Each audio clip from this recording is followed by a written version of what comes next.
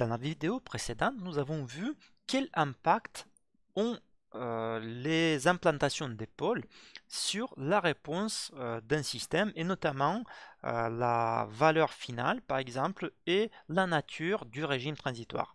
Essayons maintenant d'imaginer des situations de configuration des pôles qu'on va prendre un à un par la suite et de imaginer quelle sera la réponse ou quelle sera la forme de la réponse et vers où va tendre cette réponse lorsque le temps tend vers l'infini. Donc, il s'agit toujours de la réponse d'un système à une entrée de type impulsionnel. Prenons le premier cas où vous avez la configuration suivante, où vous avez tout simplement deux pôles purement réels et la partie réelle est négative pour les deux pôles. Dans ce cas-là, la réponse du système sera en fait une combinaison de deux exponentielles négatives, une avec cette valeur multipliée par t, une autre avec cette valeur multipliée par t, et les exponentielles auront aussi des multiplications de deux coefficients. Dans ce cas-là, une réponse très représentative d'une cette configuration sera celle que vous avez ici. Donc on aurait tendance à dire que ça c'est une oscillation. En fait, c'est tout simplement une petite impulsion ou la réponse à une petite impulsion, mais il n'y a pas d'oscillation puisque vous n'avez pas le dépassement vers le bas qui va apparaître et donc des oscillations atténuées comme on le verra un peu plus tard. Donc, imaginons maintenant que à ces deux pôles que nous les avons eus ici, vous allez avoir un autre système qui, en plus de ces deux-là, contient deux autres pôles qui sont complexes conjugués avec la partie réelle toujours négative, mais donc qui contient aussi une partie imaginaire. Donc, essayez d'imaginer, essayez de tracer la réponse, l'allure de la réponse de cette configuration-là. Donc ce qui va m'intéresser, c'est comment va se passer la réponse dans le régime transitoire, y aura-t-il des oscillations ou pas, et vers où va tendre la réponse lorsque le temps tend vers l'infini. Donc mettez la pause et essayez de réfléchir et de tracer cette réponse avant de découvrir la réponse par la suite.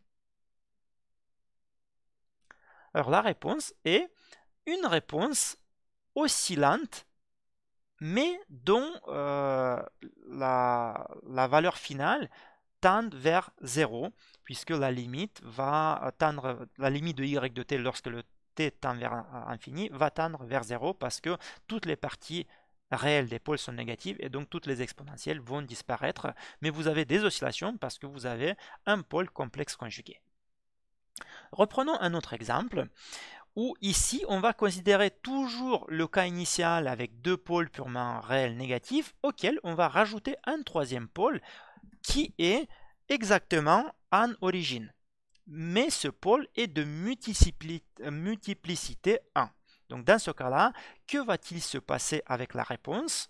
Pareil, quelle sera la nature du régime transitoire et vers quelle valeur est-ce que va tendre la réponse lorsque le temps tend vers l'infini. Donc mettez la pause et essayez de tracer cette réponse.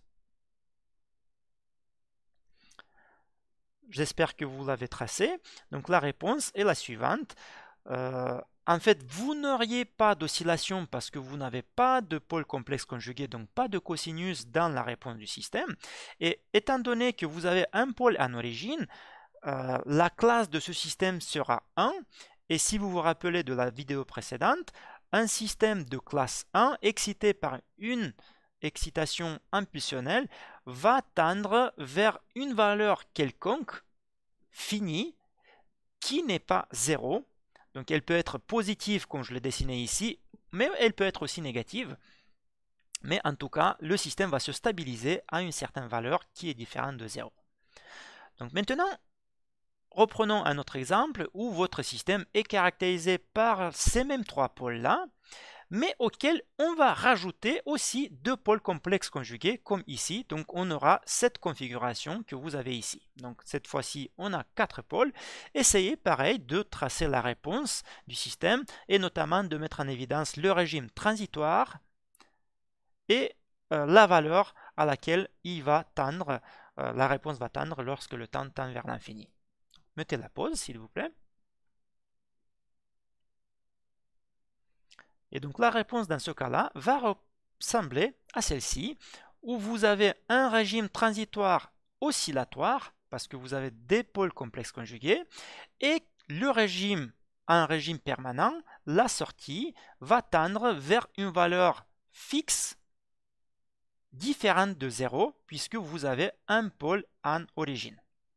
Donc attention, j'attire votre attention qu'il s'agit d'une réponse à une impulsion et non pas à une réponse à un échelon. C'est un peu différent dans le cas de l'échelon. Imaginons maintenant une autre configuration où vous avez toujours les deux pôles de départ, comme ici, mais en plus de ces deux pôles-là, vous avez deux pôles purement imaginaires, donc avec partie réelle nulle et partie imaginaire non nulle. Donc ce sont deux pôles complexes conjugués purement imaginaires. Donc essayez de tracer la réponse à un système décrit par cette composition des pôles.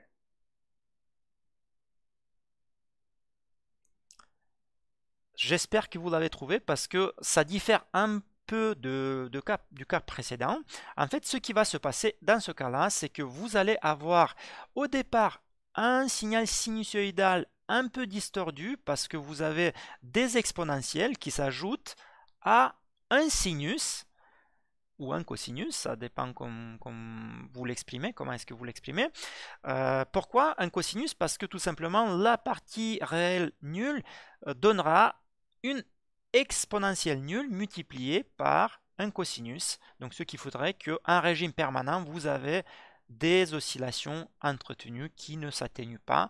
Mais un régime transitoire, à ce cosinus, vous allez avoir une petite exponentielle ou deux petites exponentielles, pour être plus précis, qui vont se rajouter. Donc maintenant, essayons d'imaginer que va-t-il se passer si à cette configuration que nous venons d'étudier, vous rajoutez un plus, un pôle en origine de multiplicité 1. Donc vous avez un pôle en 0 comme marqué ici. Donc mettez la pause et essayez de tracer la réponse. Dans ce cas-là, ce qui va se passer, c'est en fait la même situation que vous avez eue précédemment, sauf que au lieu que le cosinus oscille autour d'une valeur nulle, il va osciller autour d'une valeur moyenne qui est non nulle, parce que en fait c'est le A1 qui va rester comme un résidu dû à ce pôle en origine. Prenons un autre cas, et cette fois-ci, vous avez donc toujours les deux pôles, les premiers deux pôles à partie réelle négative, et ce sont deux pôles purement réels, mais auxquels vont s'ajouter deux autres pôles, et les deux seront en origine. Donc en fait, ici, vous allez avoir un pôle en origine de multiplicité 2. Que va-t-il se passer dans ce cas-là? Mettez la pause et essayez de tracer la réponse. Alors, dans ce cas-là, ce qui va se passer, c'est que le système que vous avez ici est de classe 2. Et donc, un système de classe 2, en fait, aura dans sa réponse, une valeur constante qui correspond à un pôle en origine et qui est le A1 que vous avez vu précédemment, mais le deuxième pôle en origine va avoir apparaître un t, et lorsque le temps tend vers l'infini, la réponse va tendre également vers l'infini, et étant donné que le t est à puissance 1, vous allez avoir une rampe tout simplement. Lorsque le temps tend vers l'infini, la réponse tend aussi vers l'infini de manière linéaire, collinéaire avec le temps. Donc ici, vous allez avoir juste une petite transition, un petit régime transitoire qui va être régi par ces deux pôles que vous avez ici. Maintenant, essayons d'imaginer ce que va se passer dans cette situation. Donc, dans cette situation, vous avez toujours les deux pôles purement réels négatifs que précédemment, mais en plus, vous avez un pôle également purement réel, mais à partie réelle positive. Donc, essayez de tracer la réponse que vous allez avoir dans cette situation-là, ou l'allure de la réponse que vous allez avoir dans cette situation-là. Donc, mettez la pause. Alors, que va-t-il se passer dans ce cas-là? Vous allez avoir, en fait, comme tous les trois pôles sont des pôles purement réels, vous allez avoir une combinaison de trois exponentielles, sauf que ces deux exponentielles seront négatives, et donc lorsque le temps tend vers l'infini, elles vont disparaître, et ce pôle va vous donner une exponentielle positive. Et donc, lorsque le temps va tendre vers l'infini, l'exponentielle, elle va aussi tendre vers l'infini, comme une exponentielle. Donc en fait ici c'est un effet en fait d'échelle, mais en réalité ici la réponse n'est pas nulle, elle augmente mais légèrement, doucement, doucement, et puis à partir d'un certain moment de temps, la réponse accélère très rapidement, elle avance très rapidement comme une exponentielle. Et finalement, le dernier cas que nous allons étudier sera celui-là où vous avez deux pôles purement réels à partie réelle négative et deux pôles complexes conjugués à partie réelle positive. Donc essayez de mettre la pause et de déterminer, de tracer l'allure de la réponse dans ce cas-là. Et dans ce cas-là, comme vous l'avez peut-être prédit, la réponse ressemblera à celle que vous avez à l'écran. Donc vous allez avoir en fait un régime transitoire initial qui sera régi plutôt par ces pôles-là, mais que l'on a du mal à voir ici. En fait, dans ce cas-là, il ne sera même pas important. Ce qui se passe, c'est que ces deux pôles complexes conjugués à partie réelle positive auront une exponentielle positive multipliée par un cosinus. Donc ce qui fera que vous allez avoir des oscillations dont l'amplitude augmente au fur et à mesure que le temps avance. En fait, vous allez avoir des oscillations qui seront enveloppées par une exponentielle, un peu comme juste l'exponentielle d'avant. Voilà donc comment est-ce que l'emplacement des pôles peuvent impacter la réponse du système. Et ici, on aura tracé une petite image de la réponse pour qu'on puisse fixer mieux les choses.